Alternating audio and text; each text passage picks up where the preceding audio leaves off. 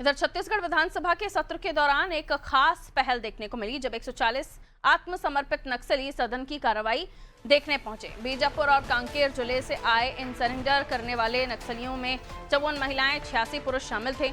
सदन की कार्रवाई देखने के बाद उन्होंने अपने अनुभव को साझा किया और कहा कि पहली बार उन्हें समझ आया कि लोकतंत्र में जनप्रतिनिधि किस तरह जनता के मुद्दे उठाते हैं और विकास से जुड़े सवालों पर चर्चा होती है। आत्मसमर्पित नक्सलियों ने बताया कि अब उन्हें पहले से बेहतर जीवन और सुरक्षा मिल रही है। वहीं सीएम विष्णुदेव साय ने इसे खुशी का पल बताते हुए कहा कि जो लोग कभी संविधान विरोधी रास्ते पर थे, ये अब विकास की राह पर लौट रहे हैं। सरकार की पुनर्वास नीति का असर जमीन पर दिख रहा है और पहले भी कई पुनर्वासित लोग विधानसभा की कार्रवाई देखने आ चुके हैं। इसके अलावा सीएम साय ने दावा किया है कि केंद्र सरकार की नीतियों और लगातार चल रही मुहिम की वजह से नक्सलवाद कमजोर हुआ है और आने वाले समय में छत्तीसगढ़ पूरी तरह शांति और विकास की दिशा में आगे बढ़ेगा।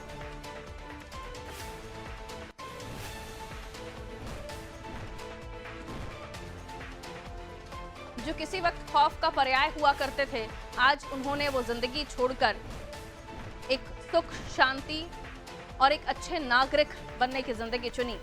और ये वो आप लोग देख रहे हैं जो आत्मसमर्पित नक्सली हैं। इन्होंने खुद अपनी आंखों से देखा कि कैसे जो लोकतंत्र में विधानसभा की कार्रवाई चलती है, कैसे जनप्रतिनिधि जो जनता की समस्याएं हैं उनको कैसे उठाते हैं, इन तमाम चीजों का एक्सपीरियंस भी उन्होंने साझा किया। आइए, हेमा हमारी सहयोगी हमारे साथ जुड़ रहे हैं। हेमा, क्या कुछ तस्वीर रही जब आत्मसमर्पित इतनी बड़ी तादाद में नक्सली विधानसभा की कार्रवाई देखने के लिए पहुंचे? और जैसे कि मैंने जिक्र किया, ये वही खूंखार लोग हैं जो पहले नक्सली हुआ करते थे। अब इन्होंने जो संविधान को मानना शुरू कर दिया है, सरकार की नीतियों को मानते हुए इन्होंने सब कुछ त्याग करके एक मुख्य धारा में आने की, एक अच्छे नागरिक बनने की कोशिश जो इनकी है वो अब दिखाई देने लगी है। जी बिल्कुल। छत्तीसगढ़ में नक्सल उन्मूलन अभियान के तहत एक बेहद सकारात्मक खबर जो है वो सामने आई है। बता दूं कि 140 आत्मसमर्पित नक्सली जो है वो आज विधानसभा कार्यवाही देखने के लिए पहुंचे, जिनमें 54 महिलाएं और 86 पुरुष शामिल है। जो यह साफ दिखाता है कि जो नक्सली है वो हिंसा का रास्ता छोड़कर अब मुख्य धारा में लौटना चाहते हैं। बता दूं कि कई नक्सली अब सामान्य जीवन जीना चाहते हैं। सुरक्षा बल और सरकार की कोशिशों की भी बड़ी सफलता जो है मानी जा रही है। बताया जा रहा है कि इनमें से कुछ नक्सली जो है वो ऐसे भी हैं जो कई लंबे समय तक नक्सल संगठन से जुड़े हुए थे, काफी संवेदनशील इलाकों में लगातार सक्रिय भी रहे हैं।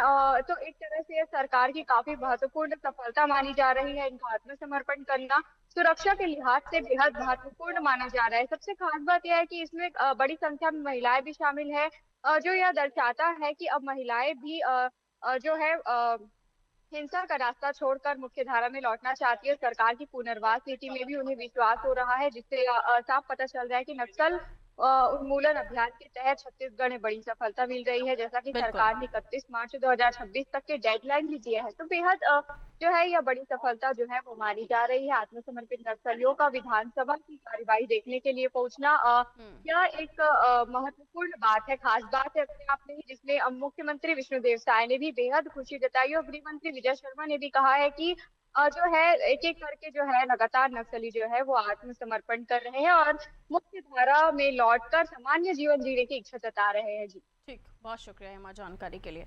तो नक्सल उन्मूलन अभियान के तहत इन नक्सलियों ने आत्मसमर्पण किया था और अब सरकार की नीतियों से प्रभावित होकर आत्मसमर्पित नक्सलियों ने उन तमाम चीज़ों को देखना शुरू कर दिया है जो संविधान के अंतर्गत आती हैं।